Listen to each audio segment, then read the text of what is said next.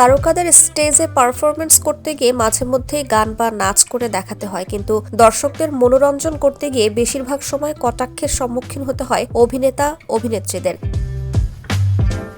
এবার কটাক্ষের শিকার হলেন অভিনেত্রী শ্রাবন্তী চট্টোপাধ্যায়। সম্প্রতি একটি অনুষ্ঠানে হিন্দি স্ত্রী 2 সিনেমার আজ কি রাত গানের তালে তালে নাচ করতে দেখা যায় শ্রাবন্তীকে। এই গানে নাচ করে তামান্না ভাটিয়া যে তুমুল জনপ্রিয়তা পেয়েছিলেন সে কথা আলাদা করে বলার অপেক্ষা রাখে না, কিন্তু এবার সেই গানের তালে তালে নাচ করতেই সামাজিক মাধ্যমে তুমুল কটাক্ষের শিকার হন শ্রাবন্তী। সামাজিক মাধ্যমে কুরুচিকর মন্তব্যের শিকার হতেই পুলিশের দ্বারস্থ হলেন অভিনেত্রী। কলকাতা পুলিশের সাইবার ক্রাইম শাখায় এরই মধ্যেই এফআইআর দায়ের করেছেন অভিনেত্রী। সংবাদ মাধ্যমে শ্রাবন্তী বলেন, ধৈর্যের বাঁধ ভেঙে গেছে। শিল্পীরা সবসময় সফট টার্গেট। এভাবে দিনের পর দিন মুখ বুঝে সব সহ্য করা একজন মানুষ হিসেবে সত্যিই অসম্ভব।